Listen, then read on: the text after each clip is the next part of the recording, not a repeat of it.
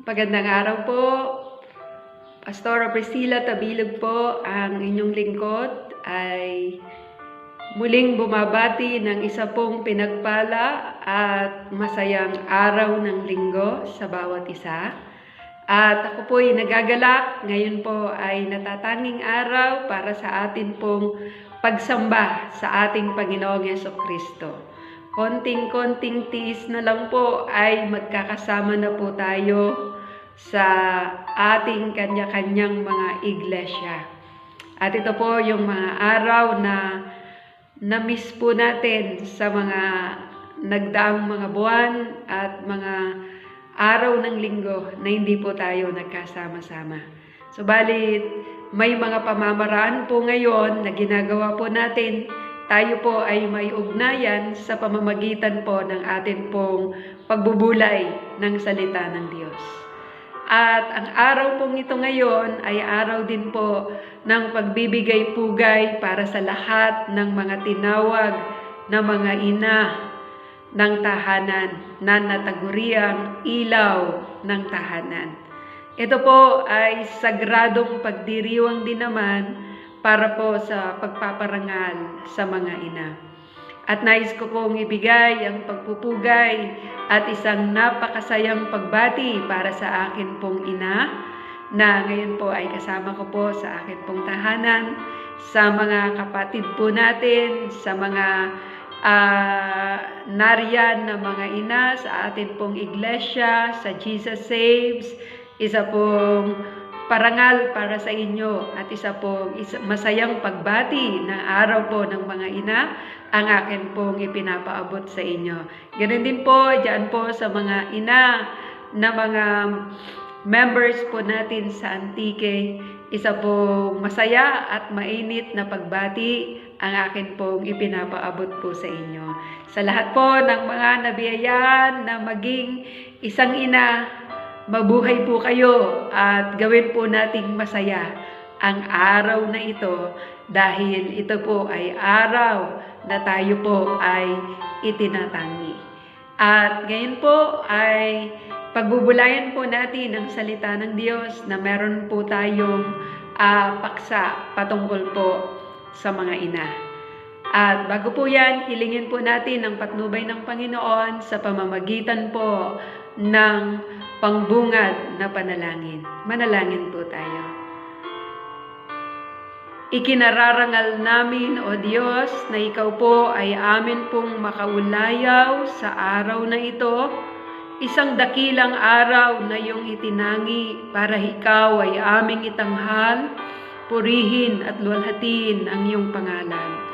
Salamat po dahil may kalayaan po kami na ibuntun sa iyo ang lahat ng papuri, pasasalamat, parangal at pagdakila sa pamamagitan ng aming mga puso na may kahandang sumamba sa iyo sa spirito at sa katotohanan. Ganon din naman habang kami po'y magbubulay ng iyong mga salita. Hayaan mo na pukawin mo ang aming mga damdamin sa tunay na pagsunod at pagpupuri tanging sa iyo lamang. Sa iyo ang lahat ng luwalhati at parangal sa pangalan ni Jesus. Amen and amen.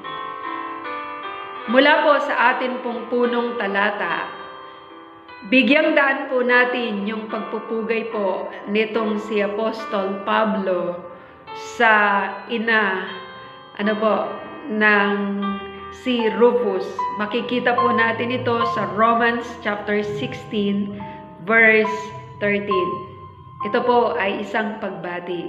Greet Rufus, chosen in the Lord, and his mother, who has been a mother to me too. Ito po ay ang pagkilala po ni Apostol Pablo sa kanyang kamanggagawa na si Rufus at ang kanyang ina na nagsilbing o itinuring na ina na rin nitong si Pablo noong mga panahon ng kanya pong pagmimisyon. Subalit, bago po ito, nais ko pong ibahagi sa inyo ang istorya kung bakit po meron pong pagdiriwang ng Mother's Day. Ito po ay sinimulan ni Anna M.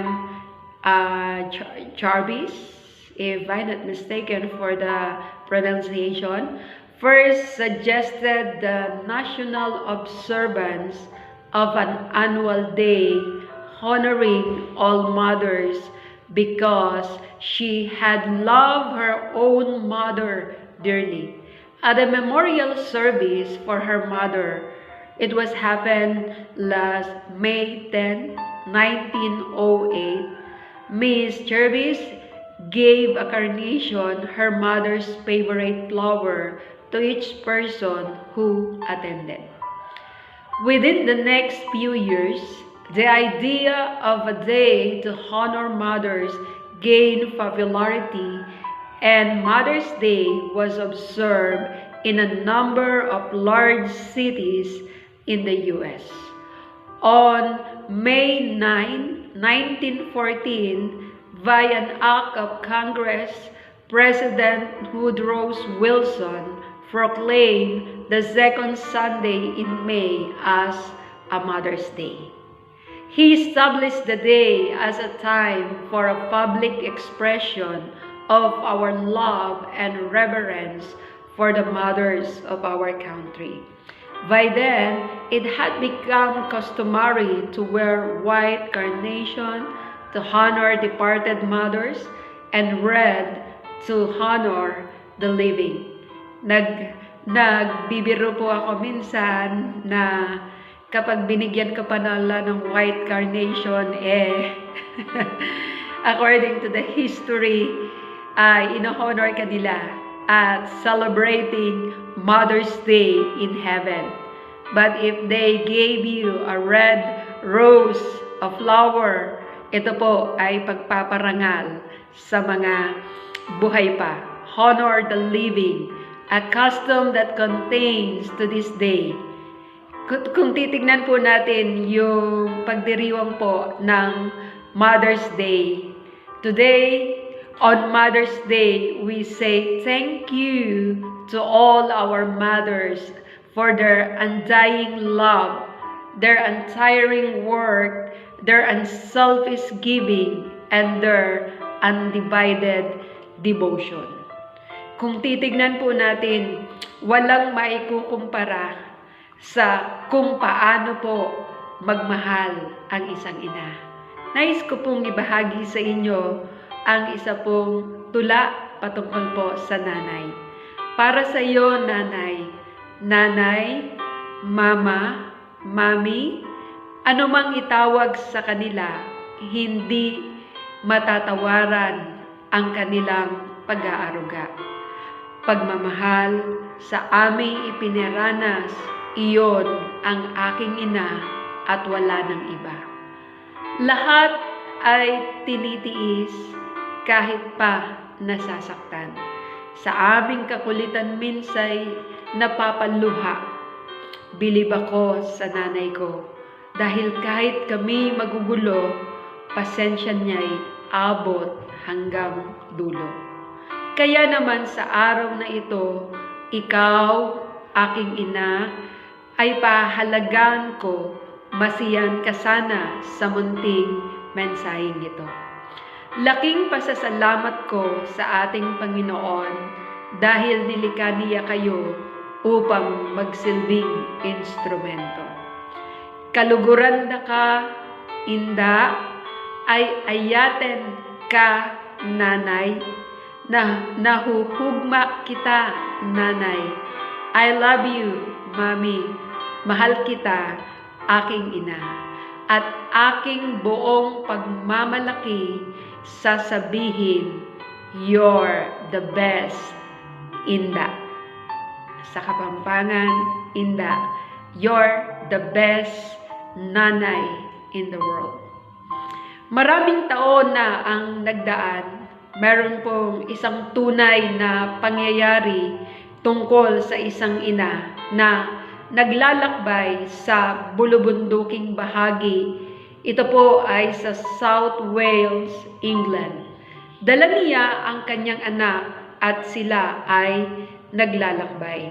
Ngunit sinalubong sila ng malakas na bagyo ng yelo. Sa lakas ng pagulan ng snow, halos hindi na makita ng ina ang daraanan. Dahil sa tindi ng lamig, namatay ang babae. Noong mahukay ang kanyang bangkay sa ilalim ng yelo, nakita na buhay pa ang kanyang anak. Hinubad pala ng ina ang kanyang mga damit at ito ay binalot sa kanyang anak. At saka niya niyakap ng mahigpit ang bata, sa gayong paraan na iligtas niya ang kanyang anak. Ang batang ito ay nakilala bilang si David Lloyd George, na sa kanyang pagtanda ay naging Prime Minister of Great Britain, isa sa mga dakilang leader ng Inglaterra. Sa aklat po ng Kabanatang 16 ng Aklat ng Roma, ito po ay talaan ng mga mahahalagang tao sa ministeryo ni Apostol Pablo. At isa sa kanyang binanggit ay ang ina ni Rupo. Marahil hindi gaanong familiar po sa inyo ito, subalit kasama sa talaan. At ito po ay naisama sa kasaysayan kung paanong naging bahagi po siya ng misyon ni Pablo. Siya ay isang mabuting ina para sa kanyang mga anak. At gayon din kay Pablo, na nagturing sa kanya na para na rin niyang ina. Sa buhay ng mga pastor, oo, totoo po na may mga miyembro ang ating iglesia na inilalagay ng Diyos bilang mga ina ng simbahan. Sila ay parang ina ng mga pastor at mga pastora. Sa ibang salin po, nagamit ng mga diakonisa. Sila minsan ang nagluluto at mga naglalaba at nagpaplantsa ng barong ng mga manggagawa sa iglesia. Bago dumating ang linggo, sila yun ang laging nag-aalala. Sila ay kabilang sa mga mahirap kalimutan sa mga destinasyon ng mga iglesia na atin pong pinagpapastoran. Yung inyong itatanong kung sino si Rupo, siya ay anak ni Simon na taga Cirene. Si Simon ay ang lalaking nagbuhat ng krus ng Panginoong Hesukristo patungong Kalbaryo. Ang ina niya ang tinutukoy ni Pablo na para na rin niyang ina ay asawa nitong si Simon na taga Cirene.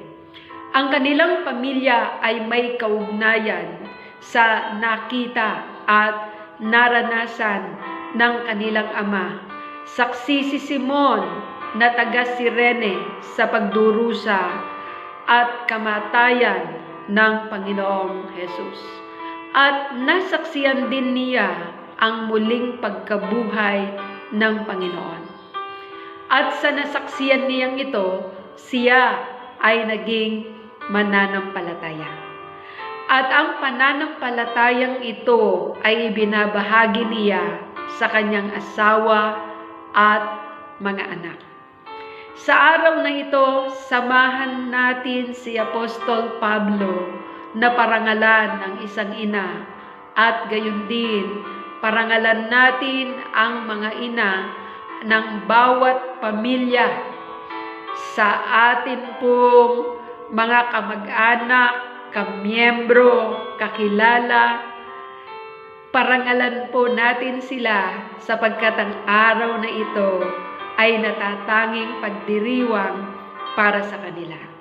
Bahagi ng atin pong pinagbubulayang teksto ngayon, tingnan po natin ang unang parangal. Una, parangalan natin sila dahil sa kanilang wagas at walang pasubaling pagmamahal para sa kanilang mga anak. May maaari bang magmahal ng higit sa isang ina? Mula sa paglilihi, pagdadalang tao, panganganak at pagpapalaki ng anak, ang ina ang nagbubuhat ng isang napakalaking responsibilidad. Ang lahat ng ito ay ginagawa niya hindi lamang bilang isang tungkulin, kundi ng pagmamahal sa kanyang mga supling. Ang bawat nanay ay simbolo ng pagmamahal sa kanyang pamilya. Sila ay mga balon ng paglingap, modelo ng paglilingkod. Ngunit madalas sila ay hindi pinapansin. Minsan po ay may winika ako sa aking mga anak. Mabuti pa kapag kayo'y wala ng mga budget, wala ng allowance, daglian ninyo akong naaalala. Subalit, habang meron kayo nito, ay hindi ninyo ako naalala. Ngunit madalas nga sila ay hindi pinapansin, lalo na po sa panahon po ngayon para pong bihag ang ating mga anak ng kanila pong mga gadgets. At nandoon po yung kanila pong kaaliwan. At marahil ay hindi gaanong napagtutuunan ng pansin ang ina. Hindi sila napapasalamatan ng kanilang mga asawa at ng kanilang mga anak. Madalas pa ngang mapintasan dahil kulang sa alat ang iniluto o kaya ay hindi nakapaglaba kaagad ng uniforme ng kanilang anak na nag-aaral. Sila ay madalas na namumuhay na parang katulong na halos lahat ng gawaing bahay ay kanilang aakuin para sa kapakanan ng pamilya. Kung hindi man alipin, naiiwan mag-isa sa tahanan upang maghanda ulit na pagdating ng kanyang pamilya upang ihain ulit ang makakain sa hapunan. Talagang walang katulad ang mga nanay. Pwede po bang sa araw na ito na sila po ay atin pong pinaparangalan, bigyan natin sila ng isang mainit na pagbati, isang kakaibang halik at isang kakaibang napakahigpit na pagyakap bilang pagpapadama ng kanilang na sila'y mahalaga para sa atin at sila'y walang kapara. Hindi maaaring tawaran ang impluwensya ng isang ina sa kanyang mga supling. Sinabi na itong si Saint Augustine ay naging Kristiyano dahil sa kanyang ina. At kung inyo pong titignan, who is Saint Augustine, dahil sa kanya naging matatag ang teolohiya ng Christian Church. Kung ano nga tayo ngayon ay utang natin ito sa ating mga ina. Kung ano ngayon ang meron ka at natutunan, lahat ng ito ay dahil sa iyong ina. Pangatlo, parangalan natin sila dahil sila ang ating ilaw. Sila yung mga tumatayong ilaw ng tahanan.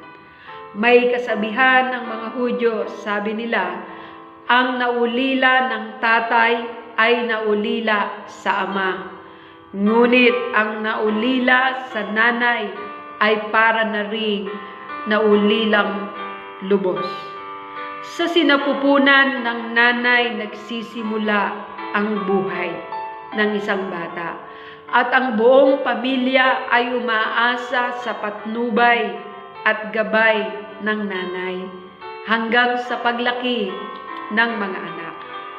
Makikita natin na ang isang regalo sa isang ina na siya ay pinagmumulan ng buhay. Ika nga, ang ibig sabihin po ng mercy ay womb. Ano po? Womb. Ito po ay bahay, bata ng isang ina. Dahil dito po nagsisimula po ang buhay. Ang nanay ay ang bumabalanse sa lakas at disiplina ng mga ama o ng mga tatay.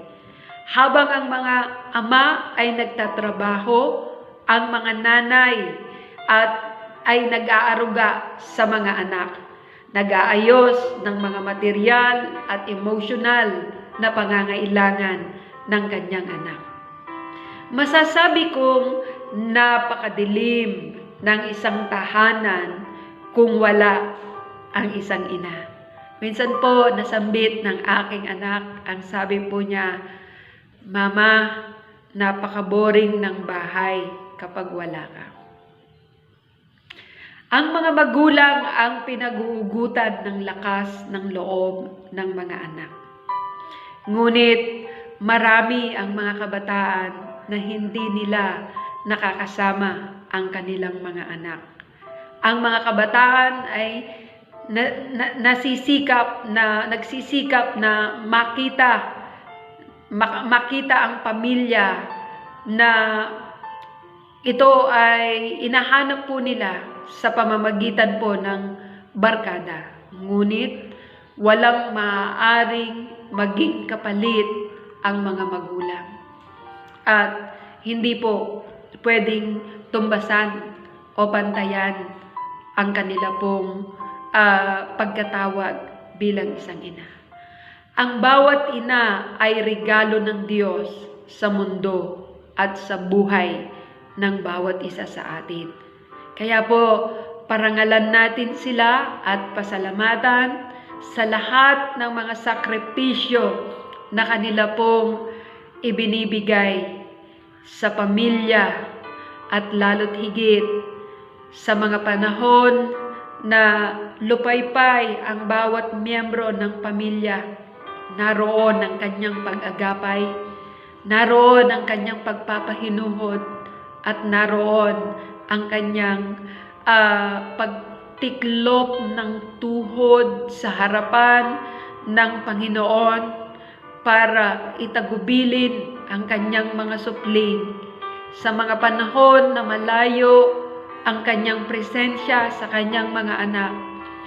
Tila baga kumakabog na halos pumutok ang dibdib kapag naalala ang mga malalayong supling. Malayo sa presensya ng ina, subalit ito'y nararamdaman pa rin niya kapag may mga karamdaman o may mga kinaharap na mga problema ang kanyang mga anak. Ganoon ang tinatawag na instinct ng isang ina.